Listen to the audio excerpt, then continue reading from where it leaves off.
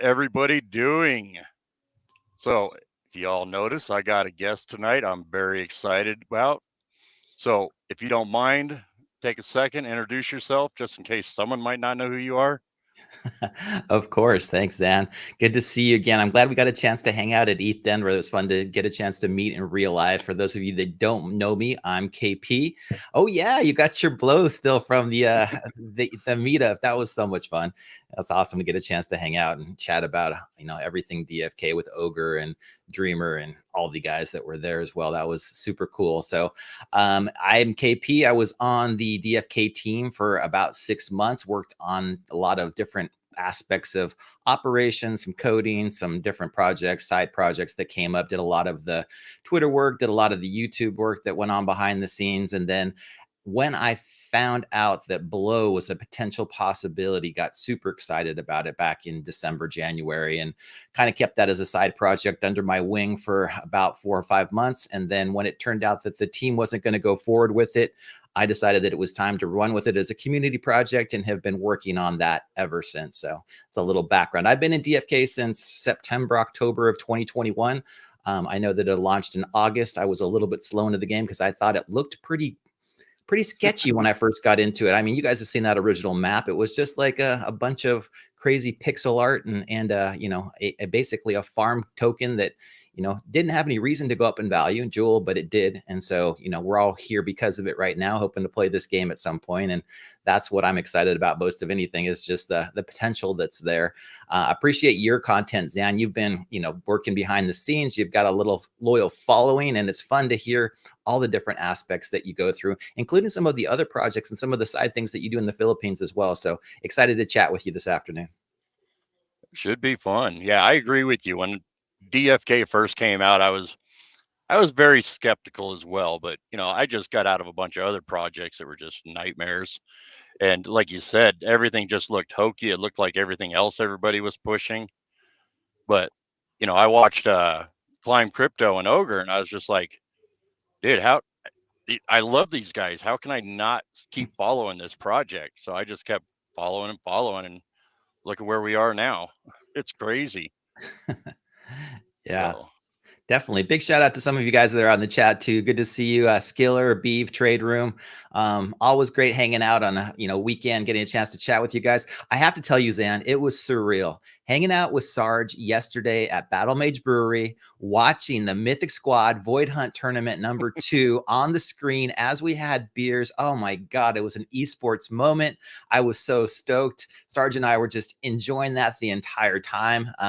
Hey, Two Noobs, great to see you too in Thailand. But we had so much fun, like sitting there, chilling, having beers. It was kind of like our meetup at ETH Denver. Everybody had a great time. We introduced the bar to DFK, a bunch of people that didn't know anything about blockchain, didn't even know there was a Web3 game. So that was super fun as well. And I mean, that's what we're all about, right? Is you've got to grow the ecosystem. You've got to get more people excited into the game. I took a picture with the bloater, the same plushie bloater that you've got with the bartender at Battle Mage Brewing. So That. Yeah, you gotta share the good word, right? Yeah, I saw those posts you put. Seeing that DFK up on that monitor or screen, whatever that was just awesome. But I got a request for you. Can you head east quite a bit? I'm not allowed in California. I definitely want to. I want to go out and hang out with the guys that are up in the Northeast there. I think it's Bogside Chats boys. Matty Pesk and Franz and Guy Kid are all up in the Boston, New York, New Jersey area, as far as I know. It may be a little bit different than that. But yeah, I mean, my wife is from Queens, so we usually go back there once a year, hang out in the New York area. What part of the East Coast are you in? I'm a truck driver, so I'm all over the country. All over, okay. Everywhere except for California. Y'all hate me. In California, there's so many different things that are hated. That's why Elon Musk took his business and went to Texas, right? Don't blame him. Yeah. So, all right. Well, we do have some stuff we want to cover, but before we get into BLO, because I am excited to talk about that. It took me a while to get on board with the BLO, but I'm on board now. But before we get into that, I want to talk about Donate Live. So saw Two Noobs in the chat. So of course, make sure you donate and all that good stuff. And right now, I currently have an airdrop for 100 totems.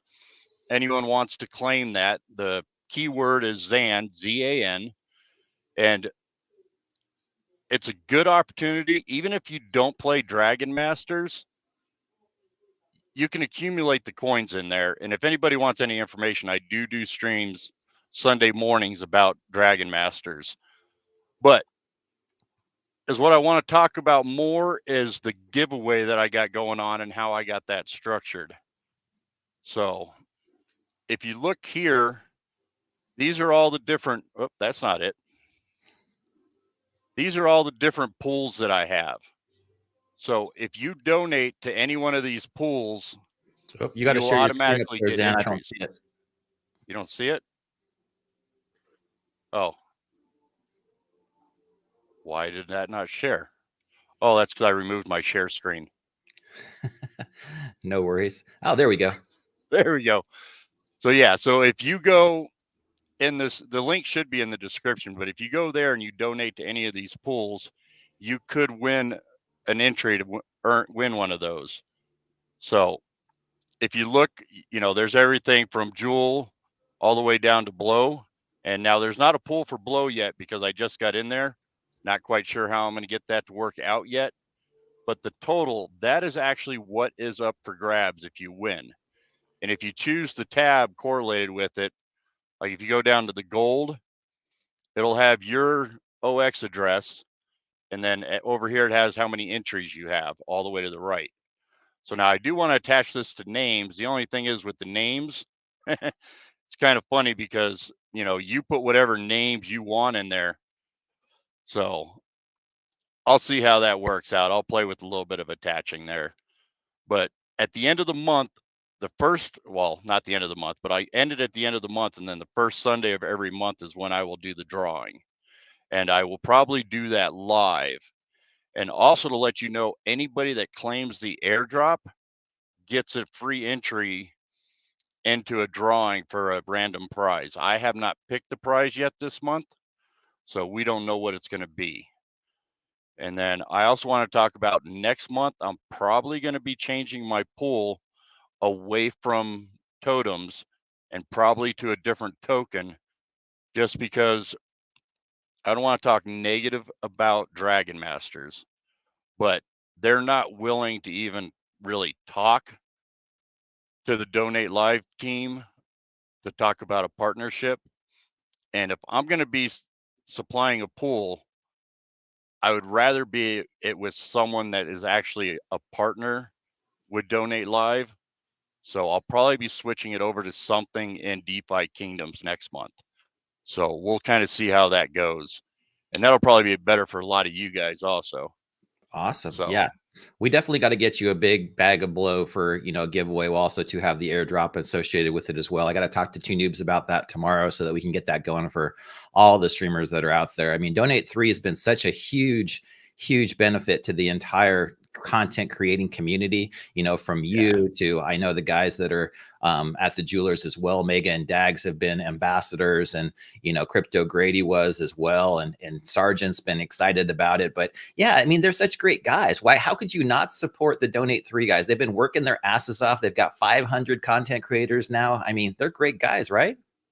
yeah, I love the project alone. I mean, the guys are awesome, but the project alone, just what it could build into. I mean, you got not just the streamers get rewards, but, you know, with the airdrops, the people that are watching get rewards also. I mean, the whole thing is just, I mean, honestly, as a streamer, could you ask for anything better to use?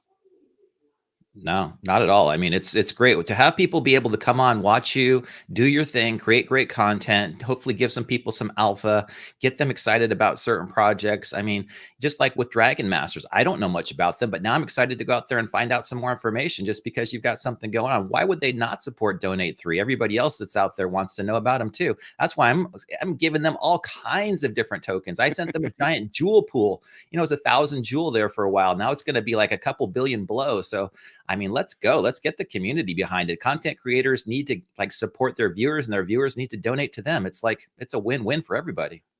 Exactly. Yeah. Right now, what they're telling me is they're too busy with other partnerships that they're working on. So they just keep putting it on the back burner. You know, it's been 2 months, and I kind of get it. They're a lot like DeFi Kingdoms. It's a very small team. You know, they don't got a lot of money. They just got what they've got with their original investments and stuff.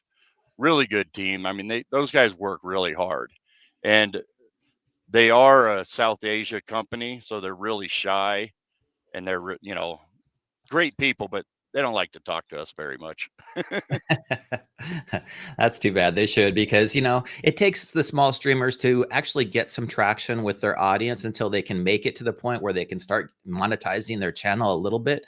And to tell you the truth, YouTube doesn't pay you much. I mean, these streamers, they do a ton of work behind the scenes. They create a ton of content.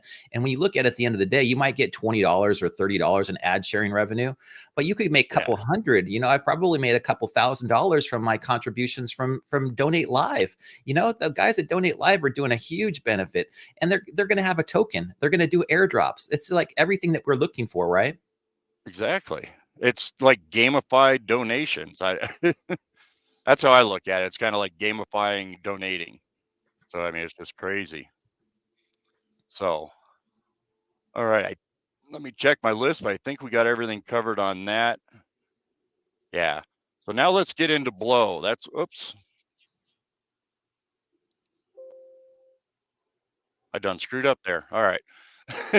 So let's get into BLO. Do you want to give a quick introduction to what BLO's all about? Sure, I definitely will. You know, I thought about it, you know, back in December when I first heard about it from Bolon. I was super excited. I was, you know, completely stoked, because that was the time when Avalanche was doing their meme coin rush program, $100 million going towards buying meme coins. And I was like, man, this is awesome. There wasn't a big marketing budget. In fact, there was zero marketing budget from the people at DFK. So it was like, okay, great. We can create this meme coin. We can start marketing it. We can get a, you know, a nice following from people that don't know anything about DFK. And it got put off for a little bit. And then, you know, there's a couple of little things that came up along the way, which caused it to be, you know, not put it up front and center. I mean, there's other priorities, definitely. But in January, when it became evident that, you know, it wasn't that high of priority, I just took the project and ran with it. You know, I basically created a interface inside the game so that you could take your tokens, you could convert them into BLO, then you could bridge them to, at that time, it was Avalanche. And then as the partnership grew with Metis, created the bridge between, you know, DFK Chain and Metis as well. And then once it became evident, probably in the April-May timeframe, that it wasn't going to be something that the team wanted to do, I was like, okay, I want to take this and run with it myself. And they were completely supportive. They were like, yeah, this is great. This should be a community project. Frisky Fox was like, you know what? KP's done 99% of the actual coding behind the scenes when it came to BLO. The only thing that had been done and put in place before that, I think back in November, December, was Magnus created a proof of concept contract that was just like transferring using layer 0 from DFK chain to I believe at that time was Avalanche, which I used, you know, originally. Kind of that was my proof of concept as well. But the rest of the time, created the contracts, did everything behind the scenes. And then also, too, what was just happened to be a side benefit along the way was layer 0 basically said we're having our airdrop. So I created the proposal from RFP for DFK today, got all of the contracts together, posted all that so that you guys, the community, could go out and vote on it, and managed to get a nice $50,000 airdrop to, you know, 90% of those tokens went to the community. I ended up getting 10% of it, which was great, $5,000 for that. But 45,000 went to community people that had won hunts, people that had Gen Zeros, people that were content creators. Did you happen to get some of that yourself too, Zan? I don't know. I hope you did. But needless to say, you know, people got a nice big airdrop from DFK today, from doing all of the layer 0 bridging that we typically do inside there. Then I launched BLO June 5th. You know, that was when it officially launched. And I didn't know exactly what I was doing. I hope that I did. I planned ahead. I tried to figure it out as I went. It didn't end up working out perfectly like anything does in Web3. So we created the BLO V2 contract and put that out there and told the community, great, go to snapshot.org and vote on, you know, the proposals that you want to see implemented. They did. The community spoke, submitted 3 more, went out to snapshot.org, let them vote on those ones. Got to the point where everything right now is pretty much good to go. As of Friday, people have been able to burn BLO on DFK chain, be able to bridge it to base, be able to stake it for more BLO, be able to sell it for ETH or USDC or whatever it is that they want to do. And everything right now is working fairly good. Now, the next things that are on the agenda, airdrops, multi-chain, ZK Sync is up next. You guys voted on that. I'm excited about that because there's some big content creators that are excited about having the ZK Sync bridge open as well. So going to be working on that. Today I was working on airdrop contracts for the majority of the day, being it a Sunday. But yeah, it's been interesting. It's been fun to see this last 6 months as things have progressed. We've been able to benefit the community a lot. We do have a skeptic out there, which I'm sure we can talk about if we want to, but that's not a big deal. You've got to have haters. If you want to be successful, you've got to overcome obstacles, and happy to do that. But yeah, I'm excited. I think that if the community gets behind this and we all get excited about it and the token goes up, obviously, people will come to DFK. And that's the whole goal, is to get more people into Web3, get more people into our game, get the assets inside of everything that we do to go up. I'm not going to make any qualms about that. I'd love to see blow 1000x. I think we all would who own it. But you know, I'm not going to badmouth any other projects that are out there or tell people negative things about things, because I feel like we could all benefit each other. And I love the fact that DFK is, to me, has always been one of those communities where we get together. You're going to have different opinions. I didn't want the Gen 0 cooldown to go up to 14 days. I wanted it to stay at 3 days, but we voted, and that's what happened. You know, people vote, things happen, we move on. But anyway, that's kind of the just behind BLO. I hope that I gave you a good overview on it. What kind of questions or specifics do you have? Not much right now, but I got a couple comments on what you said and questions. So I'm not sure about how all the airdrop went. I know I went through all my wallets. Some of them were Sybils. Most of them were okay. The ones that got Sybiled, I confused the crap out of me, because those are the ones I probably only did like 10 bridges on. So I wasn't even worried about that. But all said and done, I ended up with close to 5,000 Joule out of the whole thing. Nice. Very nice. Not complaining at all. Yeah. And I mean, how the hell can you complain about free money anyways? So Exactly. I think that people get upset about airdrops. They think they always deserve more. They think they deserve life-changing money from it. I don't ever think we're going to get hundreds of thousands or millions of dollars. I mean, if you are doing that, you're usually early into a community before anybody knows anything about it, and you're following it all the way from, you know, 0.0, like DFK. I didn't know about Harmony until after DFK came out. I didn't even know Harmony was a blockchain. You know, I hate saying that H word, but I didn't. And when I bridged over there the first time, the experience was awful. It was 24 hours where my ETH was not showing up at all. But, you know, that's kind of the you've got to take that leap of faith, and you've got to kind of get behind what it is that you feel is going to be good long-term for you. And when you get down to it, some of these projects are going to go by the wayside. A lot of them did, but you know, you've got to look at what you feel personally is going to work for you, and just get behind it, get excited about it, and hopefully get other people on board and get excited about it as well. Exactly. So I think it all worked out good. So my question, this kind of a question. And, you know, I hear a lot of people talking about advertising and however you want to word it, promoting and this, that, and the other. Do you really think DFK is at a point to where we need to start really promoting it?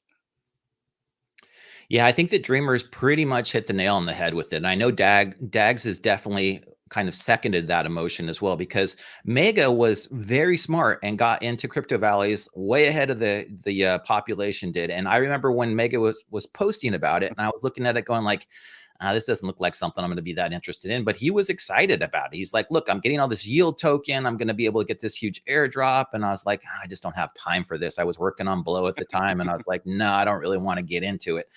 But looking at it, it came out, it was like 15 cents. And I was like, oh, nice. He must have made a little bit of money from this. And then all of a sudden it shot up to $15. And I was like, holy crap. You know, that was insane. It just 1000x, you know, it was like, whoa, that was absolutely nuts to me. Even Brown Gent was like, I sold out early. I sold when it got to like 30 cents. He's like, I could have had like a couple $100,000 if I just held on to it. But that's what you never know what's going to happen with crypto. It just takes like that little, you know, that little kind of push from people. And, everybody said, oh, Crypto Valleys looks like DFK when it first started. And I hated hearing people say that. I was like, what are you talking about? DFK is like a million times better than this project will ever be. But I couldn't convince anybody. And that time yield was like, at $100 million market cap. And I was like, oh my God, this is absolutely nuts to me.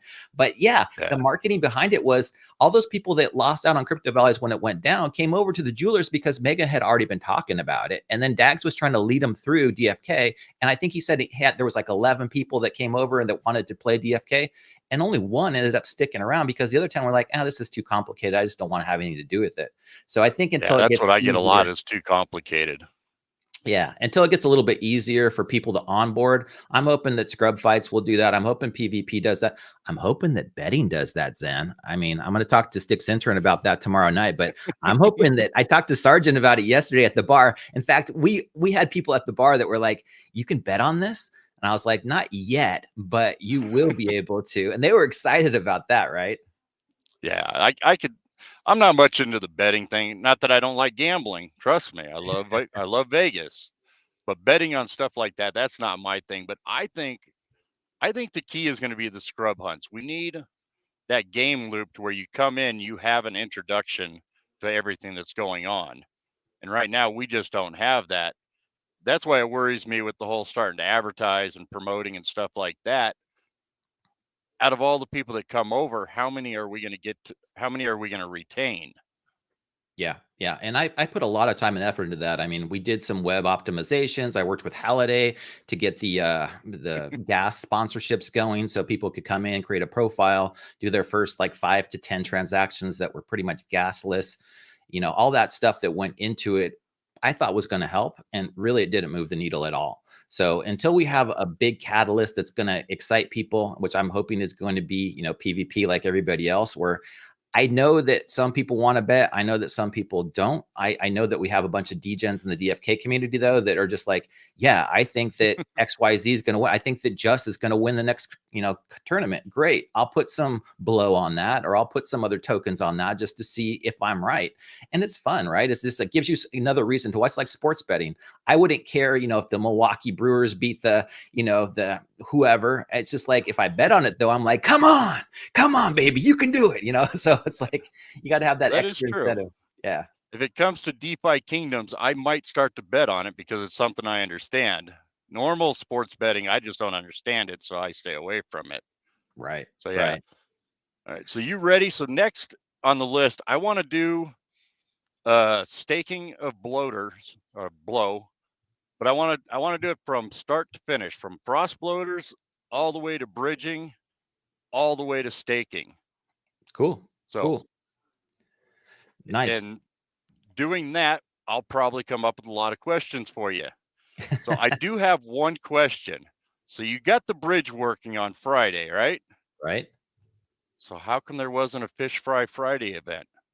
There should have been. I was so dead. It was Friday night. I posted that video. You guys know how long it takes. I mean, I was talking to Sargent about that yesterday.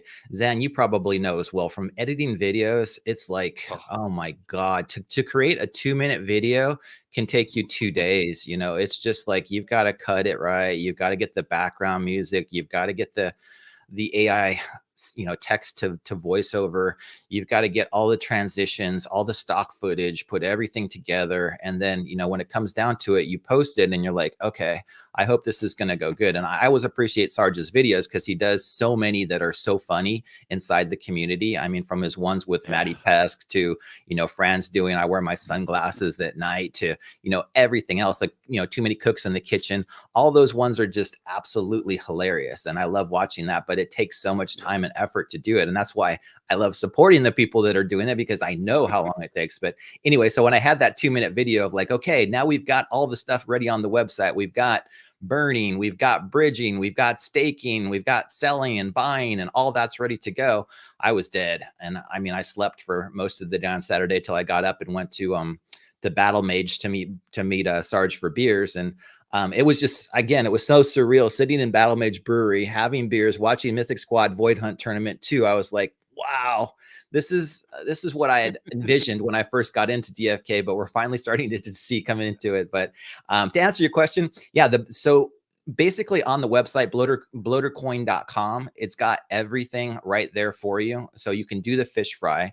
All you do is connect your wallet. It's very simple. You just choose which fish you want. If you want to do the bloaters or the frost bloaters, you approve them in your wallet and you create BLO. If you want to see it inside of MetaMask, you can click on that contract button at the bottom and then add it to MetaMask so you can actually see the BLO in your wallet.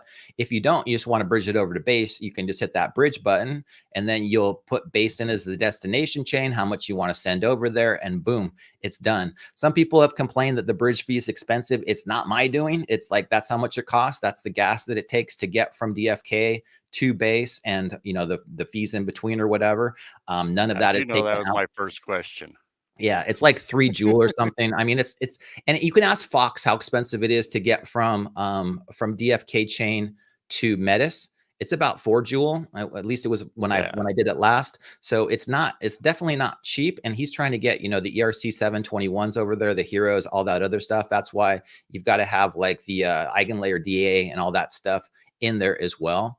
So I think that it's pretty cool that we can actually now bridge our assets multi-chain. So once you've got them, you've created your BLO, you've bridged them over. Then you can go to that staking tab and go into staking V2, and then you can stake your bloaters. And once you've staked them, you'll be able to start earning. So you start earning more BLO from it. And I know a lot of people have done that. I think Flu is still the #1 staker out there. He had a bunch of BLO. He was the one who won that initial Gen 1 or Gen 0 that I gave away. So that legendary berserker, I was like the first person or the #1 person after that first week. Some people weren't too happy because they couldn't bridge their BLO over yet, but they wouldn't have had more than Flu anyway. Flu had like so much. I think he has 540 billion BLO tokens. He's got a ton. Yeah, that's crazy. All right, so now I fried my fish. Okay, so you I just got to. You've got your fish fried. Yeah, now you can go up to the bridge itself. Not staking exchange. No, bridge. Yeah, you're right. Bridge next. Yeah, so I've already done this quite a bit. So you're going to choose your destination chain, which is right there on the bridge. Wait, I didn't. Oh, did you fry them? What I wanted. No, you don't want to buy anything yet. That'll just take you to Uniswap. I did buy some actually, but okay. So if you go up to the bridge tab, did you burn them? I never fried them. I just approved it. I forgot to fry them. Okay, cool. So that's always the tricky thing about Web3 too, is that you have to approve every transaction, which is a good thing. You don't want people spending your tokens for you.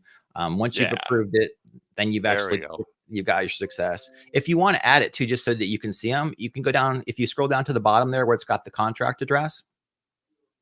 Oh, that's the contract address? Yeah. So if you click on that, and then it'll take you to the actual contract inside the blockchain explorer. You can add it to MetaMask, so you can actually see your BLO tokens right there. I know a lot of people get concerned, like, where did my bloaters go? They're there. You've got BLO from them. It's just a matter of now of just bridging them over. But you can add that contract if you want to MetaMask, and that'll show in the token section. Oh, I don't have my MetaMask anymore. Okay, no worries. So if you go up to bridge, yeah, the next thing is just to go up to bridge and then click on that bridge button up there at the top. Yeah. So once you're in that bridge, you can just choose the destination bridge. So that drop down. Yeah, that's what got me the first time. I kept forgetting to do that. I'm like, how come this ain't lighting up on me? Send them over to Base. Yeah. So again, you've got to approve the transaction inside of your wallet. And once you've approved that transaction, it'll let you bridge them over. It usually takes a second or two for them to get over to Base, but they'll get there pretty quick. Yeah. If you look at that, that was. So is this an estimated bridge fee, or is that going to be the actual bridge fee? It's usually pretty close to that. If it's more, it refunds it to you. But Layer 0 has an estimate gas fee that is inside their contract. So once they estimated it, that's what gets shown there. And then that gets, that basically gets removed and sent over to, well, some of it's used for gas on DFK Chain, some of it's used for gas on Base, and the rest is the Layer 0 fee. And then inside the staking right here, that's the next thing that you'll do. There's two. This is what I wanted to mention here. Okay, so now I know a lot of people are thinking 0.004 cents, or however you want to word that, is not a lot of money. I agree, it's not a lot of money, but I only have $3.60 staked in there, and I am earning. I mean, I don't see how people can complain about that. I mean, that's better than I've gotten on most anything out there. I agree with you. I'm happy that people can actually convert their bloaters into something that actually goes up in value. I was psyched to see the frost bloaters go up like 1,000x in value once I announced it on Sarge's stream. We talked about that. That was like a month ago. And I said, yeah, we're going to be able to use our frost bloaters and bloaters to send them over. Next thing you know, right during the stream, I don't know who the degens were, but they were buying like 100,000, 200,000 frost bloaters at a time. And by the end of that weekend, I think it was just the actual values had exploded. They'd gone up so much. And now having the ability to stake them, like you said, it's just a way to earn more money. And I don't look at it like, oh, yeah, you're only getting 0.004 cents. I'm like, if the community gets behind this and starts promoting it, that could be $4. That could easily be a lot more money. If this token goes up 1,000x, it'll be a heck of a lot more. It's not just like, oh yeah, we're going to sit here and watch it, wait over time. No, let's get behind it. Let's actually see people come in and buy some. Watch these values go up. Yeah, and and I have another wallet that I didn't do my bloaters into it, but I bought BLO, and I bought, between gas and everything, I bought about $100 worth of it. And right now, my best guess is I'm making about 10 cents a day off of that. Nice. I mean, I get it. 10 cents ain't a lot of money, but that's better than I'm going to get at a bank. That's better than I'm getting with my jewel that I got staked. That's better than I'm getting out of most of my LPs based on $100. Yeah. I was just trying to read some of these comments over here from Dr. J in Trade Room. BLO's easy to use. I think it's pretty damn easy myself. But Trade Room has been a big advocate for everything. I appreciate him. I always appreciate his technical analysis because I don't know crap about technical analysis. So me neither. Watching him do his thing is really informative. And he put a great post in Discord too today, which I appreciated, which said, the haters are always going to hate. Can you imagine your competition, saying things that are going to be fudful about you? Definitely, Trade Room. That does happen. I totally get it. It just always kind of is upsetting. I mean, I understand why people decide that they're not going to want to do things anymore because, you can only take so much criticism before you're like, maybe I should just go do something else, which I'm glad that the DFK team's still here because they've taken their shit ton of criticism over the years, and they're still building stuff. I love you, Sir Worm. I agree. Everybody should buy more BLO. But Zan Batar in X, oh man, one of my biggest advocates. I mean, I have never met the man. I hope it's a man. I don't know who but he's been doing like tons and tons of great posts behind the scenes about like what the APRs are and how you can make more BLO and all the different things that are going on. And he said it was 59.3% APR. And I'm like, you're damn right. You can't make 59.3% APR on anything right now. And that's based on its current value. If it 1,000x, you'd be making 5,000%. So I think people forget that when we first got into DFK and we saw those APRs that were like 20,000%, we're like, wow, this is amazing. But that was when Jewel was like at $1, $2. When it shot up to $20, all of a sudden we're like, oh my God, this is even better than I thought, right? Right. And I mean, that's the way I'm looking at it. And not only that, that one wallet, now I get it, the bridge fees are a bit high, but that one wallet that I showed on here, that's only from bloaters. That's stuff that I've made in the game. There's no investment there. So not only am I getting those crazy APRs, but I'm not investing also. Where else can you get that? Passive income, baby. I mean, I was going to ask you because I know that you've got a big following too in the Philippines, and I'm like trying to figure out how we can get more Filipinos excited about fishing out bloaters and putting them to work. Because if you could make an extra $1 a day from bloaters, they'd be excited about that, right? They would, but from my experience right now, the gas fees are more than what they're able to fish up. Now, if bloaters go high and all that, they can do it. I do have the one scholar, and he does hunts all day, and he started asking about it, but even on that, that's not profitable because we can't sell the equipment. So it's really hard for me to convince them to get a scholarship and do all that. But you're right. If we can get this BLO to take off to where they are able to do all that, it might be hard to explain, but I think if I can get a few people doing it, it might work. Hey, there's King right now. So that King in the chat, that's my guy over there in the Philippines. Nice. He's the one that does all my stuff for me. King, I don't know what part of the Philippines you're in, but I've got a really great guy that I know who's in right south of Manila, San Jose, Oh, and he's been with me for 12 years. I love him to death, Don, and he's been developing for me, putting together the front ends, back ends, working with Dirty Cajun Rice. Who Dirty Cajun Rice, if you guys don't know, is by far the best developer I've ever met on the planet. By bar none. I mean, he's an absolute genius when it comes to coding. The guy spent years and years of electronic arts, worked at data centers, worked all over the place, but he creates yeah. contracts and does front end work that I think is unbelievable. I tried to get him as a contractor to come on to DFK. They just didn't have the budget for it. But I love you, DCR. I think that what you do is amazing. Anything I can possibly do to help out the community for, doing what it is that they do is just phenomenal. And, the people in the Philippines, I've talked to Don about this several times. If we can get them into DFK, they played Axie Infinity, so much during the pandemic and made so much money doing it. And they're just looking for whatever they can do to make 5-10 extra bucks a day, right? Yeah, I know it took me a long time to wrap my head around it.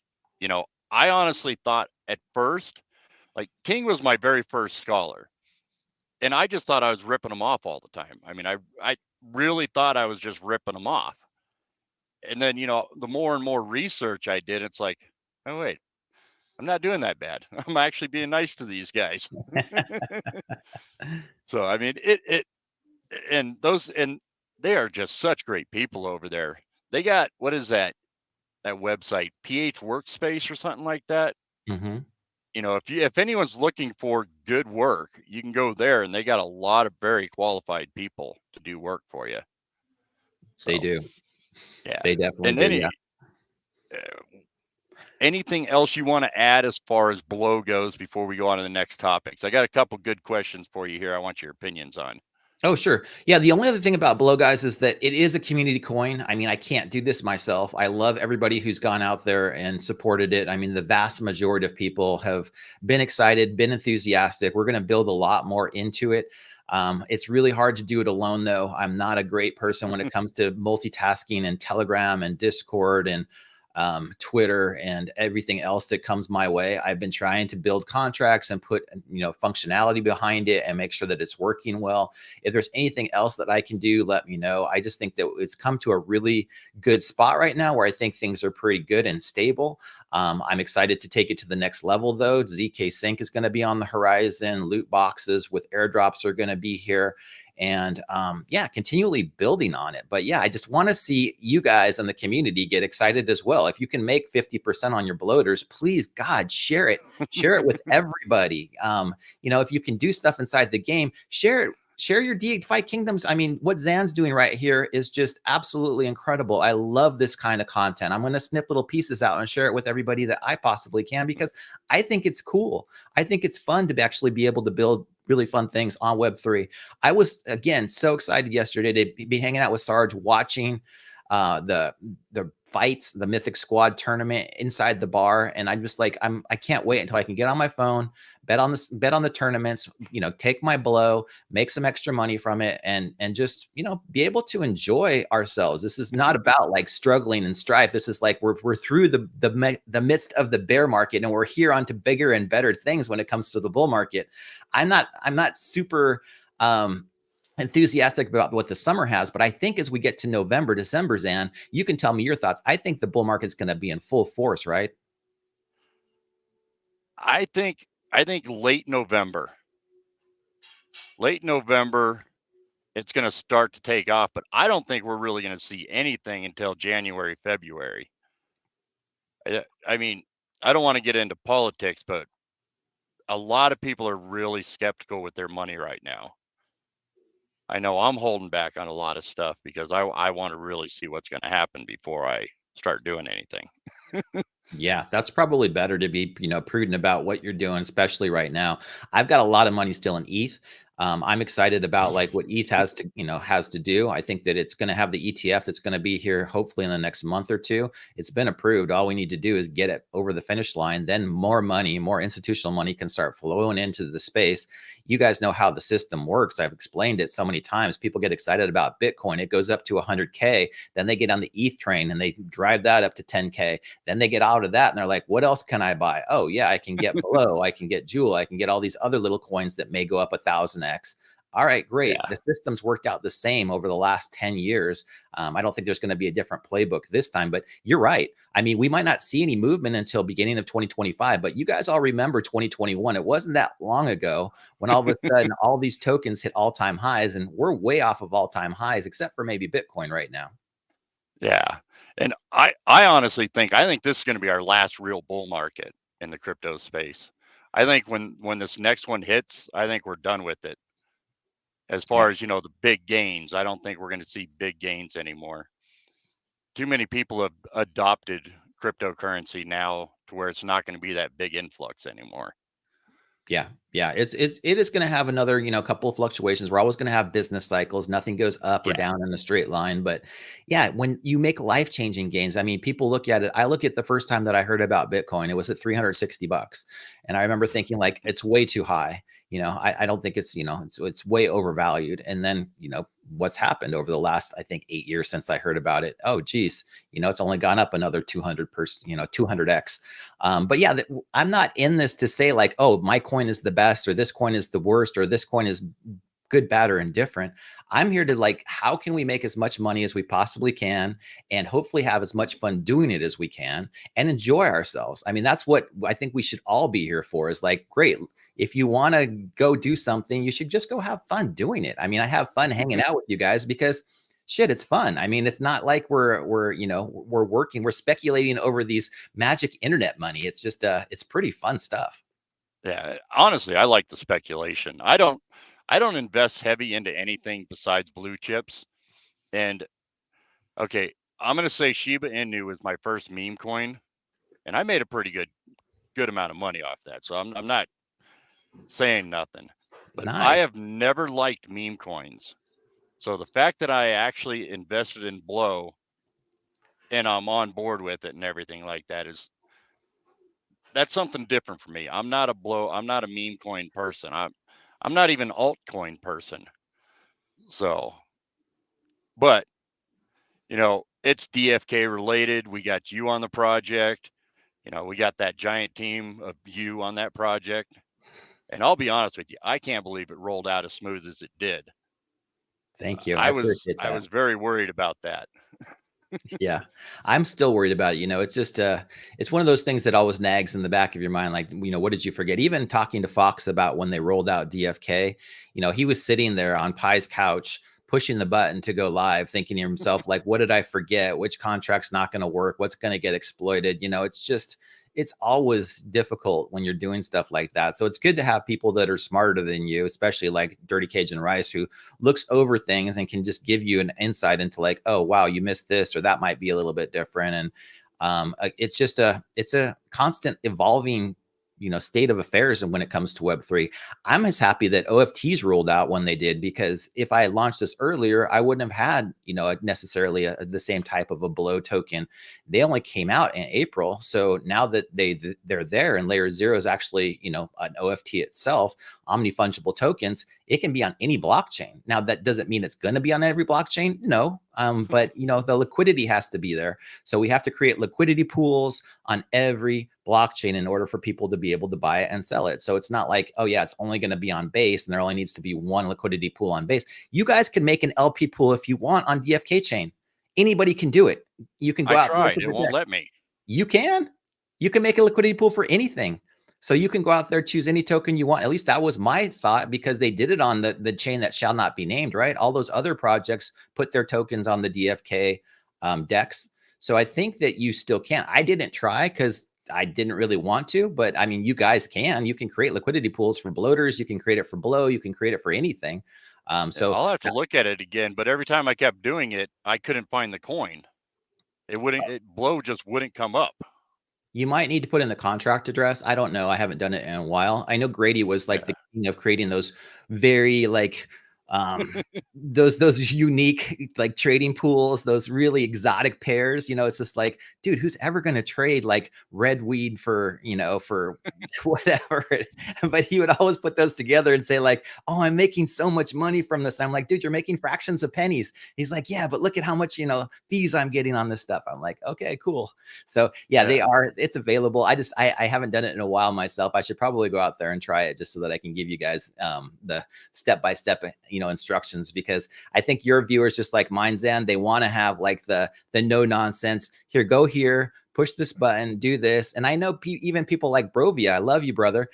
He was like, I've only done stuff inside of DFK. I'm like, have you ever created LP on Uniswap? He's like, no, I don't even know what that means. And so I was like, oh man, I've got to like pull back from like what I think people know and just show them step by step. Here's what you want to do in order to like take advantage of this, because there's so many different things you can do inside of Web3 that people aren't aware of that I think would set them up in a better light. I'm catching up with all of it so bad. I'd say most of my life, I've been very good about ignoring the static and just focusing on, the task at hand. Just the other day when, I'm trying to claim that was that the big red. Yeah. I'm like, I can't get this big red. I can't. Everyone's all, well, you got to go to Trader Joe's. I'm like, well, what the fuck is Trader Joe's? And, I find out it's like the biggest freaking, decks out there. I'm like, oh, okay. So, I'm in that category. If it's not related to something I'm doing, I have no clue how any of it works. Yeah. So, I mean, Trader Joe itself is a very difficult dex to figure out because it's not really intuitive. And so when you go through it and you try to figure it out the first time, you're like, I don't get it. I just don't understand. I understand why people don't go out and do things, because they just don't understand why or how. Even Hercules was a big, stumbling block for a lot of people. I was thinking like, oh, this is just an easy dex. We're going to go out here. We're going to create an LP pool. We're going to have this Metis jewel pool. We're all going to make like, 50% on our jewel, because at that point it was just kind of sitting there stagnant. I was like, all right, great. I'll take a bunch of jewel and I'll send it out there and see what it is. But once I figured out that they weren't going to pay us much, I was like, screw that. So I moved mine over to base, and now I'm able to, do stuff on Uniswap and make a lot more than I would just keeping it in, some place where there's no activity going on. So that's another thing too, is that those fees are obviously based on how much is going through the system. So when you look at it on Uniswap, if you've got a pair that people are trading all the time, you make more from it than, a pair that's not getting traded. So when we had Layer 0 come out, that Layer 0 token was getting traded a ton. So I used my LZ token to pair it with USDC and ETH. And I made a couple of pools on Uniswap on base, and I made like 20% on fees in like 2 days. So that was another, a really great way to make some money from that Layer 0 airdrop. Yeah, I'm having a really hard time keeping up with all this. And it's hard to say, how long have you been in cryptocurrency? I've been in since, I got in more full-time during the pandemic. I mean, I found out about Bitcoin in 2014, and I, kind of wrote it off. I saw it go up in 2017. And when it hit 20K, I was like, oh, I'm too late. And then it went back down to like 3K. And I was like, okay, well, maybe it's going to die. Didn't die, came back in 2020. And I was like, oh, DeFi summer. Pandemic was on. We couldn't do anything right. We couldn't go out. We couldn't spend any money. It was like, all right, what am I going to do now? Well, this DeFi summer thing sounds interesting. I was going out, I looked at Uniswap and, MakerDAO and all of these things. And I'm like, these just look sketchy. Oh man, I would never like put my money in here. But then all of a sudden Bitcoin did its thing. Like in May, it went down to like 2K or something. And I was like, oh, I should have bought some. Went back up to like 10K and stayed there until November. And then in November, I just remember watching it go like, oh, it's at 20, it's at 30, it's at 50. And I was like, oh my God, it's hitting all-time highs like every other day. And I was like, oh, I must be too late again. And then in January, I was like, okay, I need to start figuring this crypto stuff out. And then 2021, I spent the entire time making crypto content, learning about initial DeFi offerings, trying to kind of figure my way through it as I created really bad content, because I'm not a YouTuber by any way, shape, or form, but I continually try to get better, a little bit better every time I create a video. And then by the time I figured out crypto, kind of at the end of 2021, that's when DeFi Kingdoms was starting to do well. And I was like, great, that's when Crystal Veil got announced. That's why then they got their $15 million grant from Avalanche. When all that stuff was hitting, I was like, whoa, this is going to be awesome. And then 2022 came, and God, we all know what happened then. Yeah. Yeah. I started in crypto before Ethereum was even a thing. So that's why I was wondering, because you're talking about the, the different exchanges and, how complicated, that stuff is.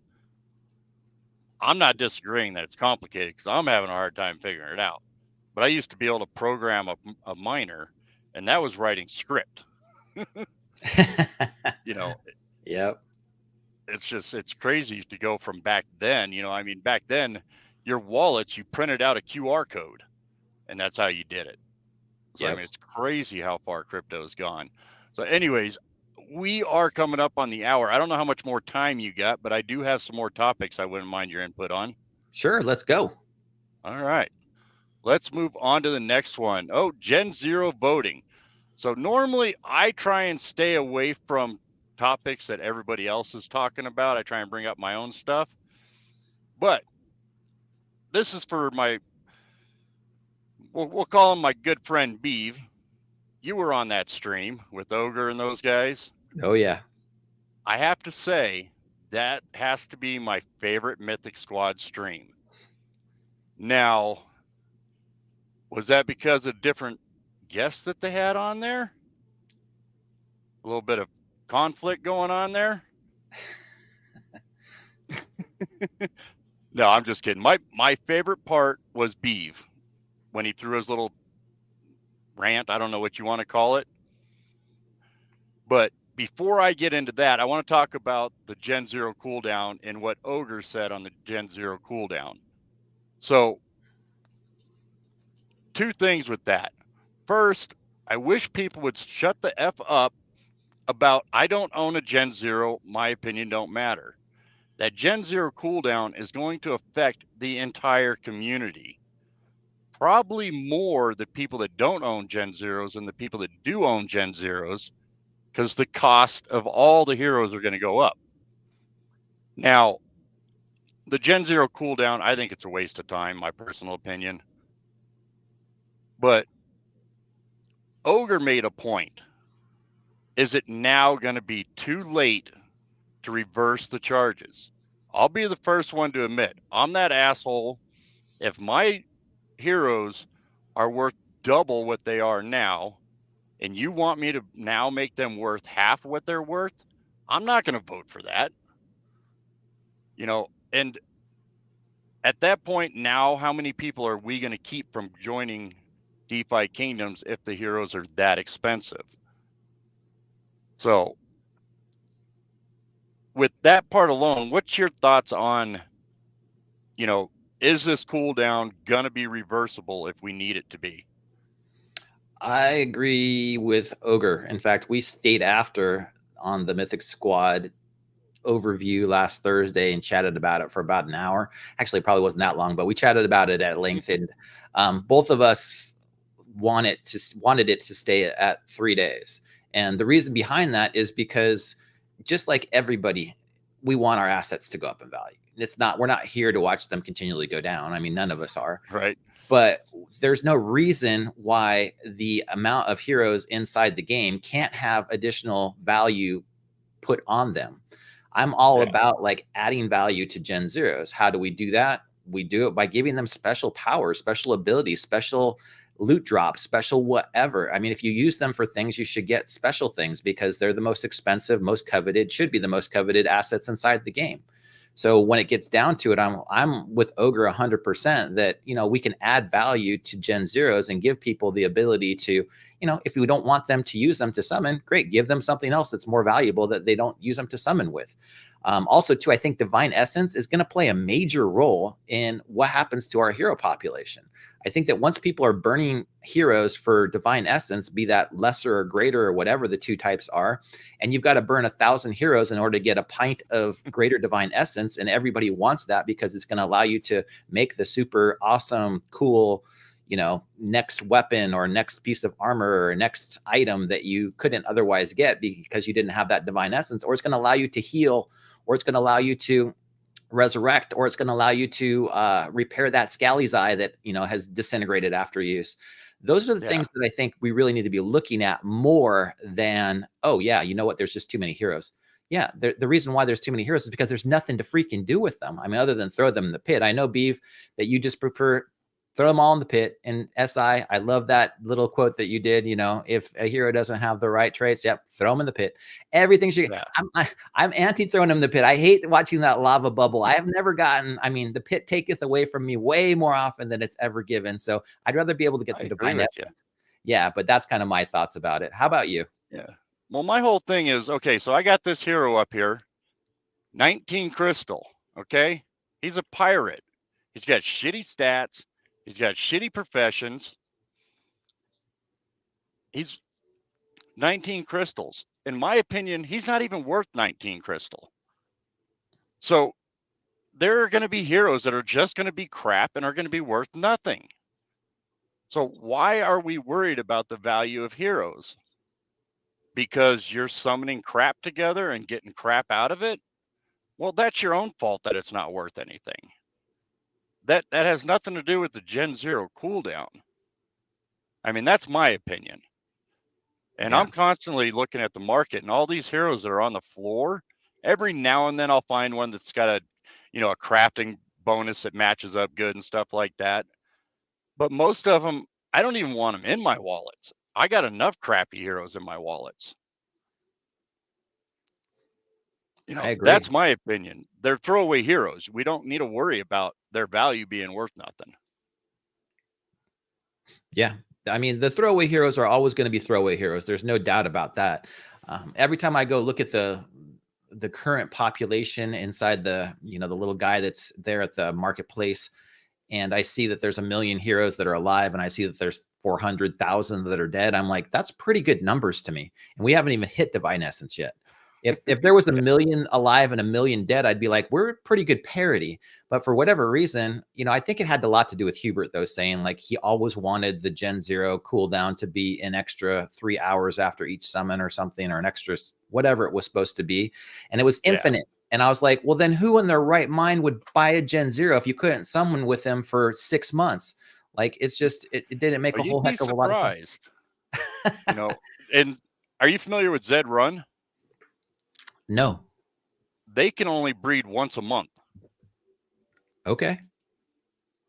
I had a few Genesis heroes, and almost every one of them I sold for over $25,000. Wow. Okay. That's got some good value to it. Right now they're about $300, but well, I'm sure we all remember when that Gen Zero was sold for 150K, which at the time I was like, great. One of the mods I think sold it and got reprimanded and kicked off the team. And I was like, you just made life-changing money. People should be lauded for that kind of thing. It's like, you know what, if you were able to take advantage of a situation and make that kind of, you know, income from it, freaking phenomenal. Good on you, man. I mean, that's awesome. Every single one of these assets that we have needs to have additional utility in order for it to gain value. That's the whole point, is like, the more utility you give something, the more fun you can have with it, the more it's going to be worth. If you have it stagnant, you don't have it gaining any utility, of course it's going to go down in value over time. Nobody's going to want it, right? All right. So that rolls me right into my next topic about Gen Zeros. Hey, outside the fact that people are trying to get these Gen Zeros to do something besides summoning, I do understand that. But why the hell do people keep asking for more utility for Gen Zeros? Gen Zeros are what they are. They're baby makers. Unless it makes sense, like, you know, the perilous journey, stuff like that. Why do we need to go out of our way to make more utility for Gen Zeros? Gen Zeros are Gen Zeros. I don't see why they need more utility. Next, you're going to tell me that 19 crystal hero needs more utility. Yeah. I mean, what's your thoughts? Do you think Gen Zeros need more utility, or do you think they're fine where they're at? Now, I'm not saying if it makes sense, it makes sense. Yeah. No, I'm thinking that when I say I want them to have more utility, I just want them to give you special bonuses, special unlocks, something you can call that more utility. But, you know, even when you could put them on the boat on the perilous journey, you had like a 3% extra chance that your heroes were going to make it back. I didn't even think that was that big of a deal. I was like, yeah, I could give it or take it. Maybe it was 5% additional bonus, but it was like not that big of a deal to me. If you had 100% chance that they were going to make it back, now that's worth some serious money, because then you can put all your mythics on one boat with the Gen Zero and be like, all right, great, these guys are all going to make it back. But yeah, I want to see there be bonuses like that. And, you know, again, if we want to do like a perilous journey to Metis before PvP, great. Send your Gen Zero. If you're a Gen Zero holder, you get to go out and play on Metis, you know, 30 days before anybody else can, because you have a special asset inside the game that unlocks that for you. I think that's just, you know, it's just general sense of like, yeah, let's go do this. And I'd love to see Gen Zero holders get the alpha testing, because I know everybody wants to do PvP battles right now. I'd love to do it with you, Zan. Is just be like, get on here and we'll go PvP for a couple of hours. But, you know, give it to Gen Zero holders. Great. You guys own a Gen Zero. You can do alpha testing for PvP. That's kind of the benefits that I think people would get behind. It's not a heavy lift. It's like, oh yeah, you got a Gen Zero, you can go do this. It's, again, a very small portion of it, but that gives people incentive to say like, oh, I'll buy that floor Gen Zero for $1,000 because I want to try out PvP. Yeah, and again, that's stuff that kind of makes sense. I'm all for stuff that makes sense, but, and maybe I'm misreading people, but the vibe I'm getting is they want DFK to take time to make special things just for the Gen Zeros. Now, if they're creating something, like you said, you know, give Genesis holders, you know, PvP access, you know, to the alpha, to the testing and stuff like that, I'm good with that. You know, I've seen some other games do that. I see Sir Worms has some Genesis horses also. That's funny. I thought I was the only idiot holding on to those things. Worm, I remember when those Zed runs came out, and I was like, yeah, this is going to be awesome. It's going to be super cool. You've got horse racing on the blockchain. You can bet, you can do all this. And then I asked my assistant Don in the Philippines, like, what do you think about this game? He's like, yeah, everybody in the Philippines hates it. You're not making any money from it. I'm like, okay, great. Now I know. So I've been asking him ever since if there's a next Axie Infinity, and he tells me on the ground. I'm sure King is kind of the same way for you, Zan, right? You can ask him questions about what people are doing in the Philippines, and they'll give you the insight, the alpha into like what's good and what has potential. Yeah, Human Studios, which is Zed Run, they just got a new CEO. So I'm really hoping that he's going to change things around. Overall, Zed Run's not bad, but it's like real horse racing. You have to study and study and study those horses, not just your horse, but all the horses you're going up against. Mm-hmm. It's crazy complicated.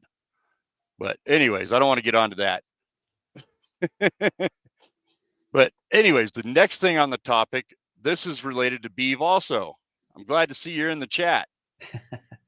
So I love you, Beeve. Now, you mentioned that we're all still playing in the past. Well, not all of us, but you mentioned a lot of us are still playing in the past. And you think we all need to get up to date and start playing the game more competitive, like a lot of you guys are out there. I'm not disagreeing with that. There is a huge pivot that needs to be done for players out there to get their mindsets out of the past. But a lot of still the same way you play in the past, if you play my style of gameplay, the way I play the game, it kind of still is the same as the past, because I'm more building for the future when crafting and all that stuff comes out. Now, like you said, and this was my favorite part about what you said, is you no longer are just able to go buy a bunch of potatoes, throw them out there and get them profession questing and making money. Now, I believe that's what you were kind of commenting on, is even your profession quest heroes, you have to get them statted right, you have to get them matched up right, and all that to make a profit.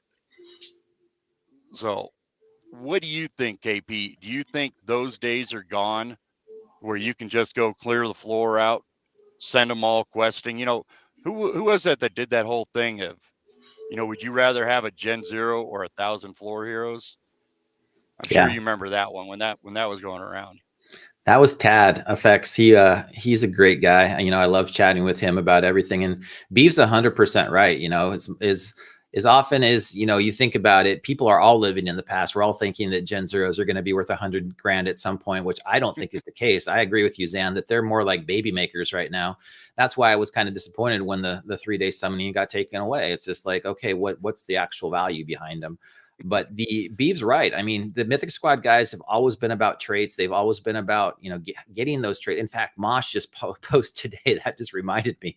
He got a triple exalted hero. I've never seen one before. It has resurrection and 2 second lives. I was like, holy shit, this is insane. I mean, big props to Mosh for that. Sarge, I don't know if you saw on Sarge's stream 2 weeks ago, Zan. He threw that guy, those two, they weren't even in the pit. It was a normal summon. He had one hero with dual resurrection and the other hero with dual second life. And he summoned them together and he got a potato from it with no exalted traits. And I was like, oh shit. It's just like, it hurts so bad. You want to see them get that amazing monsters hero that's got the best abilities in the game. But at the same time, you realize how difficult it is, how incredibly difficult it is to get that perfect, not even that perfect, but something close to that perfect hero. Yeah, I can't stand the stress. I match them up, throw them in helper, and let Zellies do my summoning for me. And then I just come back and open the crystals, and I don't remember what I matched up. So if I get something good, I'm like, all right. If I get something crappy, it's like, oh well. Throw that in the holding wallet. So let me ask you a question. I know you use helper also. So I have, I'm coming up on almost 7,000 heroes. I have a lot of heroes that are just pure garbage. I quit questing them and threw them in a holding wallet. Are you still questing heroes that are not statted right and stuff like that? And I'm not talking about stat growth. I'm talking about, are your paladins or all your miners paladins? Stuff like that. Are you kind of doing that also, or are you just letting Zellies take care of all of them for you? I always have to give a big shout outs to Zealous every single time that we do anything, because without Zealous, there would be no DFK. And he created DFK Helper because the team was looking for, different opportunities or different options for people that when the bear market was going on, there was a complete shift in the alpha of the game. And we all started summoning as much as we possibly could because it was the only real way that you could get a profit. And now that it's not profitable to do profession questing, and, with expeditions, that's only going to become exponentially worse. I mean, I can't understand why people would even want to send their heroes on expeditions, because all the items then at that point are going to be worthless. It's just like when we saw that, I was hoping that potions were going to cure that. We're going to create a little bit more demand. But the way potions are structured, I don't use that many potions in battles anymore. So I'm not even using that much of them when it comes to materials. But Zealous is an amazing, he's definitely tried to make DFK as enjoyable as possible behind the scenes. He's got some of the biggest whales that continually do really cool things, and I just think that everybody should be able to learn from what DFK Helper's done and provided for the entire community. In fact, Zealous he's offered the team to put some of these tools inside the castle or make them into power-ups or do things like that, and they should be incorporated because they would add much more desirability to playing the game. I come to my spreadsheets all the time, just like you do probably, Zan, just to see like what my heroes are doing, how they're actually working together, and how I can summon pairs together to get better options and better things. And I just always give them a shout out. But as far as my heroes go for actual profession quests, the only thing I'm doing inside the game right now, Zan, to tell you the truth, is fishing. So I just want to get as many bloaters and frost bloaters as I possibly can, because I'm a blow hard right now. I want to get as much blow as freaking possible. So that's the only thing I'm doing. I know it's not profitable for me to sell them inside the game, but I just want to get as much of these fish as I can and transfer them into blow and stake them and then be able to promote it and hopefully see the token go up, because that's all I have control over right now. The prices of all of the materials inside the game just continue to like dump. And I hate seeing that. I was so happy when bloaters and frost bloaters actually went up in value. I was like, wow, this is great. If only everything inside the game could do this. Yeah. Yeah, I should probably go through there and see what kind of fishers I got left. See what kind of fishers I got in that wallet. Maybe throw them back out there. Yeah, that's true. I didn't think about that, but yeah, I'm not even dealing with a lot of them. It's not even worth it. As far as profession quests, I ain't making shit. You and me both, brother. But currently, in the stage I'm in an accumulation stage. That's why I did the bloater thing. I've started buying different stuff like that. So, I mean, it's not that big a deal to me. By the way, all the donations are giving you a bunch of hype on your blow token. But yeah, That's so awesome. Love you guys. I mean, the community's always been so incredibly supportive of everything, and it's been fun, And again, I'm not doing any profession quests other than fishing. That's what I've done. You can go look at my DFK helper spreadsheets right now. Every single hero is just a fisher. So I've disabled all of my miners. I've disabled all of my foragers. I've disabled whatever else there is out there because it's like not profitable. Why would you do it? It's just not fun. So I continually lost gas, and I continue to lose gas because all my fishing now is just getting transferred into BLO and sent over to base. But I know, just like with your little wallet over there with $3.60 worth of BLO, you're still getting a little bit of extra money every single day from it. I'd rather do that I'm than I would just let it accumulating. go down in value. Yeah. All right. I got a question for you, Beeve. So stats don't make a hero unique. They have really good reroll pre-roll. So this is not really necessary to his, but with this new burn mechanic coming out, does it make any sense if you're going for outside, if you're making ingredients to make a better hero out of it later, does it make sense to summon a hero without a greater stone and without level 20 tiers? I don't think so. I mean, I've always been a stone maxi. Every summon I have uses a lesser vigor stone because I never know which one's going to be that mythic that I'm going to hit. And I mean, I've Yeah. always thought like if it's going to cost me 10 cents extra or 20 cents extra, I'm more than happy to do that on everything. But yeah, I always feel like Beeve has been always ahead of the game when it's come to the trait section of it. And I think that traits should definitely slap. I'm hoping that, they do become the alpha in the game. If you've got a hero that's got amazing traits, they should win. They should win a lot because we just talked about how difficult it is to get a hero with good stats. And you're going to have to do a lot of dark summon. You have to spend a lot of money, and you want to reward those players that go out there and do that. So if the incentive's there, players will go do it. So just make this incentives really good, make them even better, and people will go do it. It's just it's the alpha of the game. Yeah. But to your point, Beeve, with the new burn mechanic, you can also upgrade your regular stones to greater stones with the essence, and you only have one time to summons that hero, but yet you can redo its stats for life. So even if it's just a small bonus compared to the regular stone,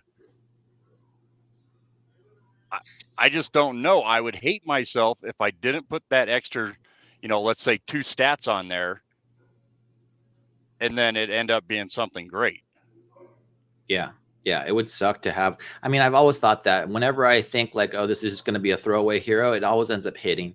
You always end up getting that crazy summon when you're least expecting it, and it shows up as an advanced mutation that you're just like, oh my god, how did I get off of this one? And then the one that you thought you weren't, it was a no-brainer, you were going to get that double resurrection, double second life like Sarge did. It's a no go. You end up like getting hit because I still remember Starbucks' face when he threw those 2 dreads into the pit, and he ended up with some just basic, like it wasn't even, I mean, it made my heart sink. And I was like looking at his face, I was like, dude, that would just make me want to jump off the roof. It's like not fun, but it happens. So I get it. You got to have a short term when it comes to those memory, when it comes to that kind of stuff, and just move on. And I think the next one he hit was a pretty nice dread, but yeah, those ones hurt. Yeah, they do. And I've been looking really close at my wallets and my heroes and stuff like that. With this new burn mechanic, with the redoing stats and all that stuff, I'm betting probably 90% of my heroes are going to get burned when that comes out. Oh yeah. You and me both. I 'Cause mean, I've been keeping all my floor heroes because I don't want to sell them for 18 crystal. I mean, why would I do that? I might be able to get a pint of essence from them, and that might be worth, a lot more. So why would I sell them for 18 crystal? yeah. So anyways, I'm out of topics. Is there anything else you want to talk about before we end this? Sure. I'd love to get your opinion as well on, what do you think can be done better or attract more people? I know that you said mobile being a big one of them. I agree with you wholeheartedly on that. If people could I play take this that game back. on their phone, there'd be a lot more people playing. In the Philippines, everybody uses their phone. Nobody has a desktop computer. So that's a Yeah. big deal. But what else do you see that, DFK could do better? All right. So let's address the mobile thing. So King's been playing DFK on his phone through Holiday Wallet. Now, I know I threw a lot of shade at Holiday Wallet at first, but their security is actually top notch. It's stuff I haven't seen done before, but we'll go with it. So technically, you could say mobile is here. Now, it could be more friendly and it could be a little bit better, but he's saying he's having no problems with it. Now, he is having some bugs, but I think that's more related to Holiday than it is actually the game. So I think mobile, I don't think I would focus as much on mobile as I used to complain as much as I did. But honestly, I think I know a lot of people are not going to like me saying this, but PvP is not going to be the play that's going to get us on the board there. I think it's going to be a full game loop, and that's starting from a starting area all the way to end game. So, I think it was last week or a couple weeks ago, whenever I talked about it, that those scrub hunts, that needs to be the main focus, in my opinion.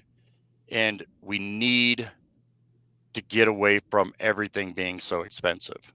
I know we're talking about a $20 hero, or a 20 crystal hero, but you're not taking that 20 crystal hero to go do anything. If you want to build a good hunts team, you're looking at least $30 to $40. Yep. And, I'm a big advocate for, the developing countries and stuff like that, because I think in Web3, without integrating that type of player, you're not going to be able to grow and become the ecosystem that we want it to be. And when I say that type player, you also got to think about, the 10-year-olds, the 12-year-olds out there. I know they shouldn't be playing money games, but I don't think you're going to be able to avoid it in the future, because I don't think Web 2 is going to exist after so long. It's going to be all Web 3. It's going to be kind of the same as when skins and all that stuff came out, where you get the power bonuses and all that in Web 2. When they switched over to all that, that was the big thing is, well, kids couldn't do it. Well, now all the kids are doing it. Yeah. So I think they need to focus on the cost. I'm not against pay to win, but I'm against it at some of the levels I see in DeFi Kingdoms. And Yeah. they need a starting area. Someone needs to be able to come in and learn from the bottom. Right now, everyone that comes in the game has to learn from the top. Right. So one other question for you, Zan, I think, and this one's been plaguing me for a while. I've had the conversation with Zealous. I've asked other people about it as well, but I think that you should let people spend as much money as they possibly want to. And with that being said, I think there should be no level cap. I think that there should not be a level 20 level cap. I don't think there should be a level 30 level cap. I think that if somebody wants to come in and level their heroes up to 100, let them do it. I'm just excited about the fact that people would have then some reason to go out there. And then these lower leveled heroes too would be worth a lot more because you're using them inside the game for stuff. But when you have a level cap, all of a sudden, all these people that hit level 20 don't do anything. They're done. They're out. They're going to go find something, else to do. And I'm just like, why? Why not have another ruin? Why not have all these other things? I know that Hubert's talked about it like, oh, I don't want to do that for whatever reason. But if somebody wants to spend a bunch of money to get their heroes up to level 30 and level 30 allows them to do other things, great. Keep continuing. But what are your thoughts on that? Well, I'm going to have to push back hard on that one. And by the way, B, I agree with you. It is always going to be pay to win. But I don't look at it as a level cap. I don't look at level 20 as a level cap. I look at level 20 as end game. And that's what I'm talking about, the game loop from level 1 to level 20. And once you hit level 20, now you have access to all those great games. And then after that plays out for 6 months or whatever, however long, then you introduce 20 to 30. And then 30 ends up the end game. And then you introduce 40, so on and so forth. Now, I don't think level 100 should be the end of the world. I think 100, then to 110, then to 120, and they do it right. They could even do it in 5 level increments. That's just my opinion. And that's if I was creating the game, which I'm not. Yeah. I just feel like, you know what, if somebody wants the fun thing that we have inside the game right now is to level up our heroes to make them as good as we possibly can. You've got people that are like, I've got the highest agility, I've got the highest dex, I've got the highest vigor, right? And that's to level 20. That would change if it was to level 30. That would change if it was to level 40. It would give people a reason to actually take that into account and say, I'm going to get a greater stoned hero that's got all these traits. I'm going to greater crystal them. I'm going to continually add buy pressure to all of these materials inside the game. And I'm going to have, I'm going to have fun doing it. That's what people really want to do, right? Yeah. And I agree with that aspect of it. I just think, and maybe I'm thinking of it more as a developer. They got to develop all the stuff to level 20. And then they got to create all the stuff to level 30. So I don't see it as a problem holding them at level 20 until they create all that stuff to level 20. Because I don't think like runes, I don't think you should get level 20 to level 30 runes until you are level 20. But if there's no content past level 20, how are you gonna get those runes? I don't think my level 1 hero should be out there foraging and get a rune for a level 30 hero.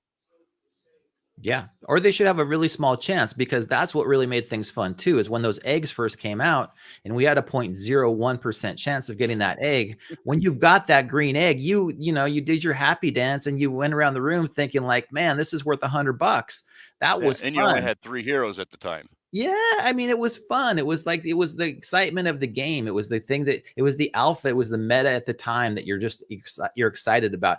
I think you're 100% right, though. Don't let people get something unless they're level 15 or they're level 20 or they're level 25. That will just give that much more incentive for them to go out there and do it. And those are the things that I think are big, the incentives. How do you incentivize players to keep coming back and playing and doing those things inside the game that's enjoyable?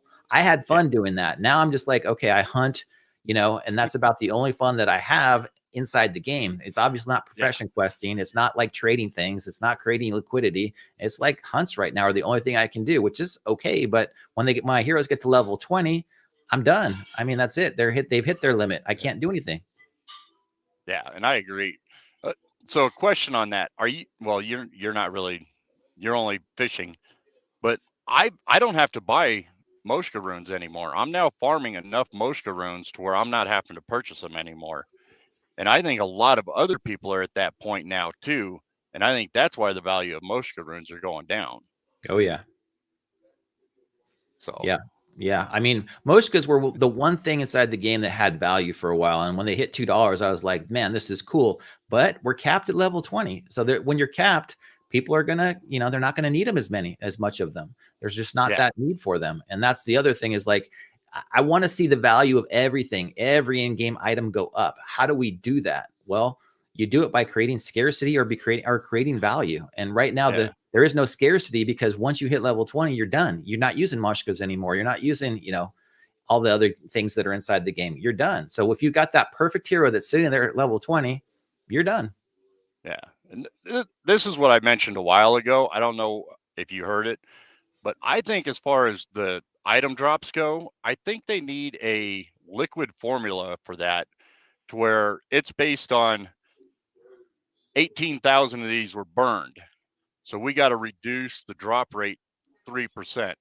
And it just, I can't remember what game I was playing, but there was a game that actually did that, to where every day your percentage chances were going up or down. I love And that. Yeah. it Yeah. really kept it. Now, I don't know what that takes to program, but I mean, what do you think of something like that as far as the items go? That is so perfect. I mean, and that's one of the things too that Zealous from DFK Helper said that he would be happy to implement is his AI does all of the calculations and will Yeah, show like, oh, okay, people are burning this. That means that this is going to need to be, you know, a higher drop rate, or people aren't using that. So we're making a lower drop rate. But you want to make it so that it's balanced. You just don't want to see constant sell pressure, because everybody would just, you know, get what they want and sell it off for gas and then move the rest of it into crystal or whatever. And there was no reason to keep any of the items, and they just keep going down in value. What you need to have is, you're exactly right, that dynamic drop rate, which is not difficult to dynamic. do. That's what I was looking for. It's just AI. Yeah. It's just basically looking at the stats on the blockchain and saying, oh, there was this many of this and people are using this. Okay, great. We need X amount of that and X amount of that, and have those values go up so that when my heroes go out, I might find that $20 item or that 50. It would give me some excitement to go out there and profession quest. You know, if I could find one item that was worth something to me, oh, great. I have a reason now to get excited again about it. Exactly. And that's my thing, you know. Zelly's added in there. I don't know. Well, you said you don't do foraging anymore, but if you forage on Sarandale now, every time you get Swift Thistle, you get that little extra little flag at the top, like you do with eggs and stuff like that. You know, as stupid as it is, because I mean, it's still not very profitable, but that still excites me every time I see I get some Swift Thistle. You Yep. know, and now every time I get an egg, I get excited. Yep. And it's funny. I mean, they just reduced the egg count, like what? That was probably like a month ago or so. And, you know, they saw it instantaneously how the amount just started to go back down, which, you know, it's when it's deflationary and values go up, people get excited. You're exactly right. When we get that little dopamine hit of like, oh yeah, this got flagged and I got this extra little, and it doesn't have to be much, a couple of pennies, a dime, a nickel, whatever it is. It's like, wow, I made a little bit extra money from this. I mean, again, those eggs used to excite me. I used to love going to DFK Tracker, and I used to love seeing like how much I got every single day. And this was back at the end of 2021. You know, when I was just going out there and going like, I made $300 from questing today, and I only had like 40 heroes. I was like, this is amazing, you know, but the meta has changed so significantly now where it's not profitable. You don't make, in fact, you lose money.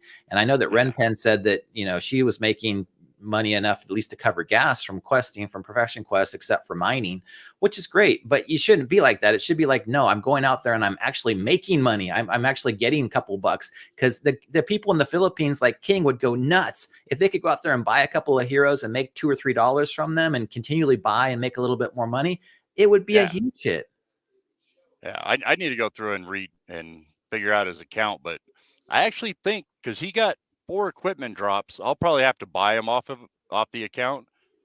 But doing just hunts, I think he made about $15 last month off that account. Now he's only got 3 teams, you know, so I mean it's not great for a whole month worth of doing it, but you know, I mean it's something, and that is something that will excite them.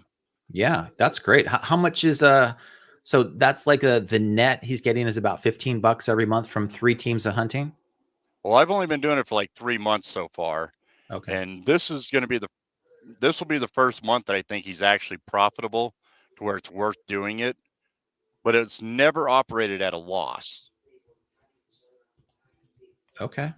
Well, I mean, that's the thing I think that you're really good at, you know, making some content around like what people in the Philippines, especially, you know, India, Pakistan, Indonesia, even like Two Noobs in Thailand. I've talked to him about Yeah. how do we get this content in front of people that, you know, $2 or $3 a day is a big deal. You know, if they could come out here and buy a pack of 6 fishermen and it costs them $2 and they would fish out, you know, 10 bloaters every day, and they could pay for the gassing, bridge fees, everything like that, and put it into a staking pool and make an extra 50 cents. That's a big deal. Like you said, it's like, it's not small potatoes to some people that are not from the US. It's people that Yeah. really want to make ends meet, and they see this as an investment. Then all of a sudden, all of those things change. The dynamics change a lot. So that's what I really wanted to see happen is if we can get to that point, and people, I mean, 2021 seems like a long time ago when Axie came out. When Axie came out and I watched the rise, and I bought Axies and I bought some AXS tokens and I watched the entire thing. I bought it at $20 and I sold it at like 28 or 30 or whatever it went. And then went up to 120. And I was like, oh my God, this is a stupid game. It's not even really a game. You just smash two things together and you get this SLP from it and sell that off. But everybody in the Philippines was doing it, and the price went up. And that right now is the only meta when it comes to Web3 games. Is everybody looks at it, for better or worse, they look at Axie Infinity as being the only one, and Axie's still thriving because their treasury is so huge. But that's kind of the only meta right now in Web3 space, unless there's another way that we look at DeFi Kingdoms or whatever else and say, like, here's how you can make money from it. People won't do it. People will just be like, yeah, you know what? It's a scam. Your token's constantly going down. These NFTs are constantly going down, and they're not wrong. It's just like, unless there's people that come in and can make something from it, it's not going to be around. Yeah. Axie's actually got a lot going on now. They've really done a lot over there. Yeah, they have. They've attracted a huge. I mean, I talked with Sunbear, to the head of biz dev at Ronin, for an hour and a half, and because I wanted to see if DFK could have a third realm on Ronin. I mean, Bolon was real excited about it. I was really excited about it. I don't know if anybody else was, but Sunbear and I talked to him about it. And did you know that Pixels, the game Pixels that came out, they had like 6 million people or whatever playing Pixels. They had a pretty big airdrop. It broke Ronin. It basically, when they did their airdrop, the whole chain went down for a couple of hours. So there was no way that talk to Jiho? What's that? Did you get to talk to Jiho? I forget. But when it came down to it, it was like they were going to have to create a side chain for DeFi Kingdoms to work like with Ronin. And I was like, damn, that sucks. And that's like, I always thought Axie Infinity was a big Web3 game. It's not.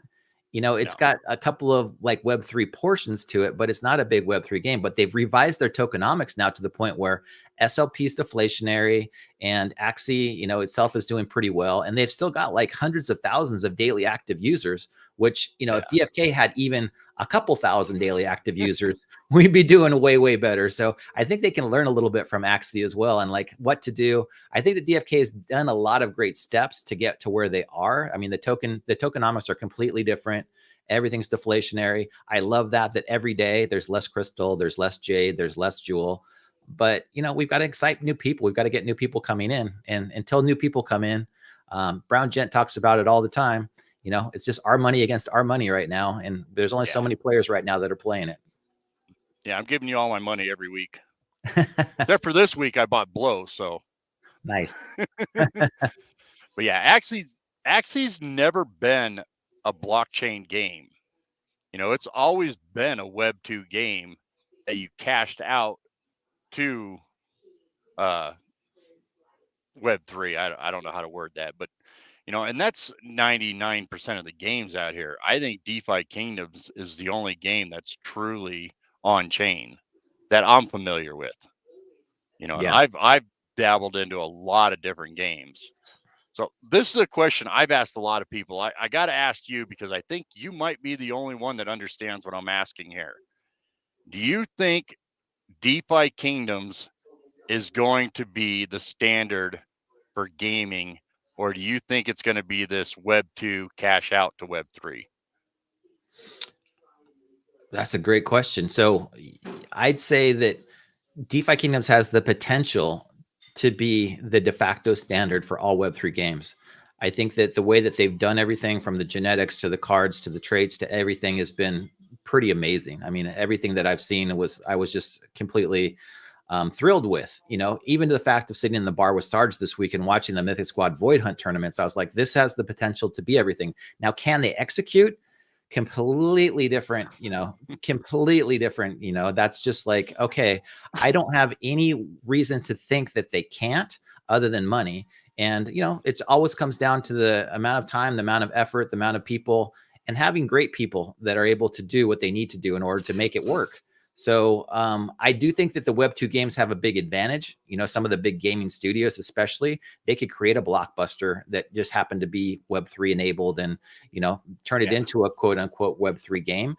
And that might happen. I don't really care which game it is. I just think that once you bring players on chain, they'll never go back. Why would they? You know, there's an opportunity to make so much more and to do so many more things. So that was the big thing that excited me about DFK was like, yeah, once people get on and are able to use their own in-game items. I mean, I still think heroes and pets and everything should be able to be moved from one game to another game to another game. That would be so cool, right? It's like, you don't have to be playing inside of DeFi Kingdoms. If you don't want to battle there, go over to another game, go to Axie. Take your 3 heroes or your pets or whatever and battle them against some Axies.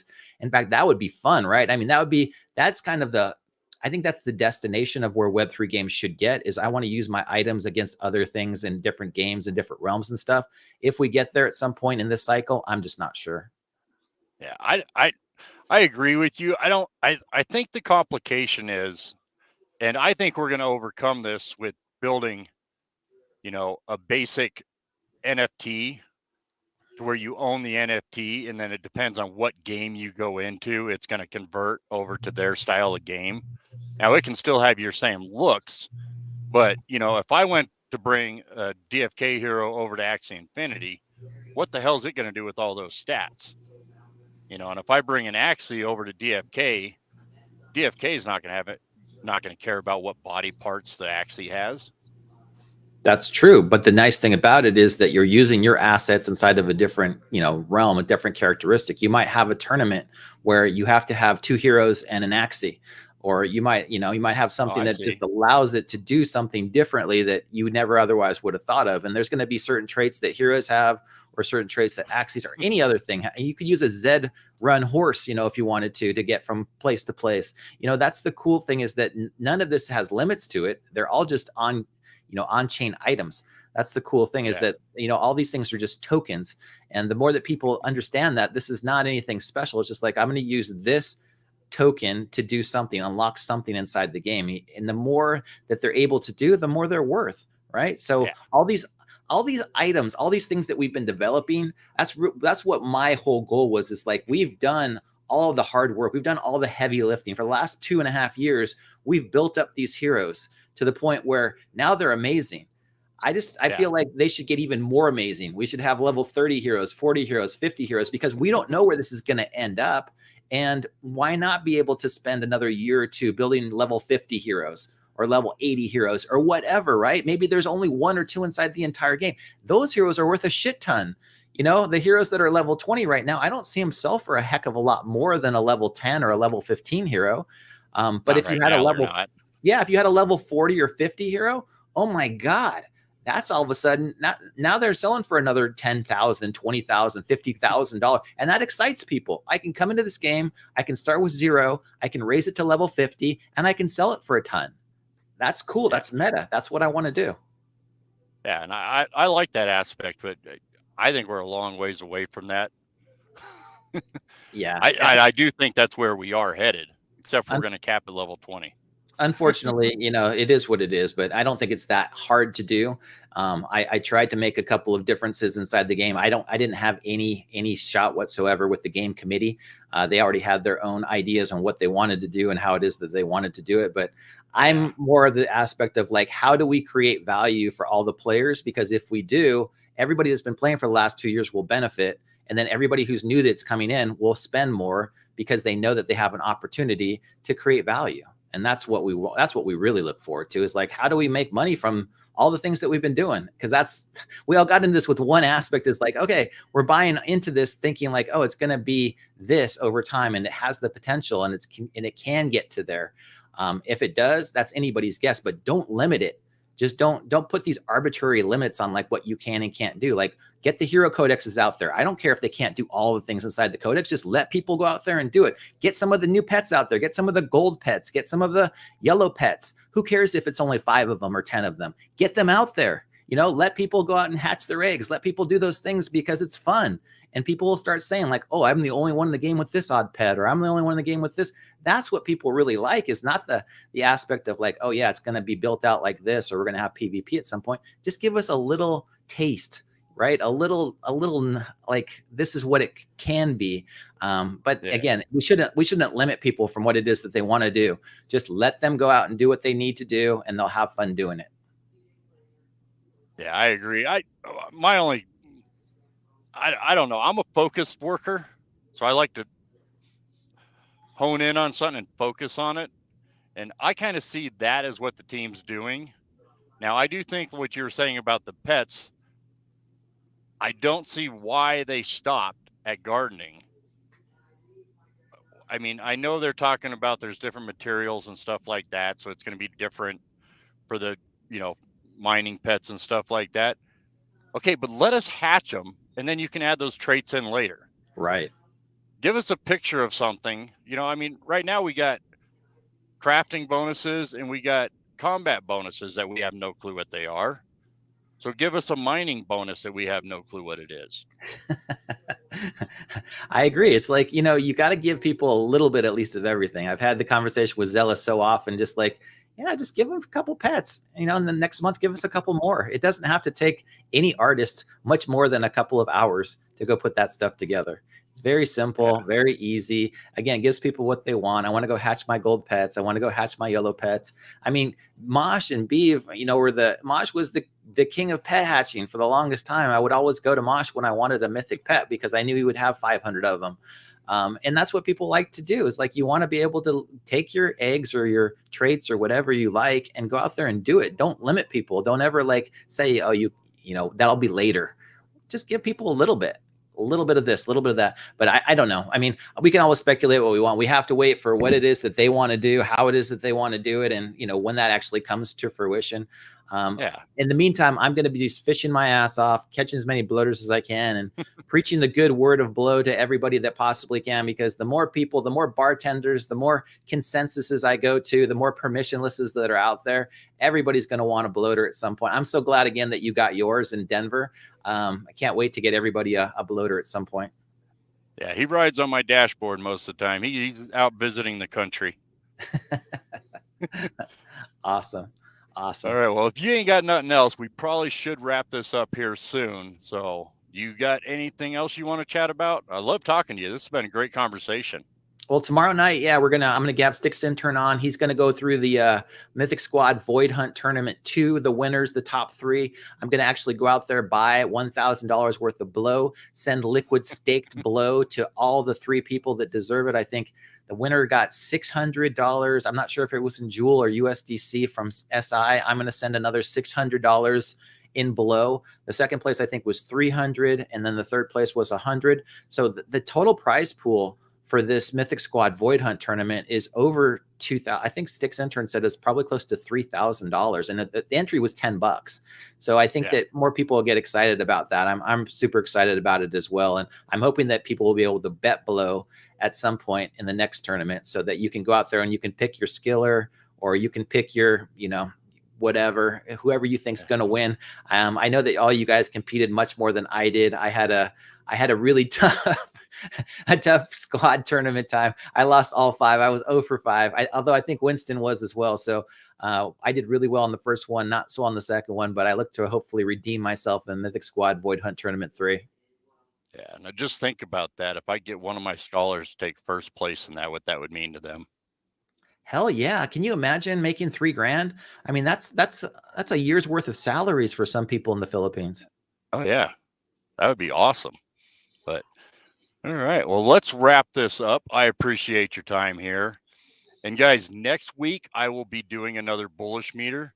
So if you got time, tune into that. That should be a lot of fun. And as always, do not forget to keep moving forward.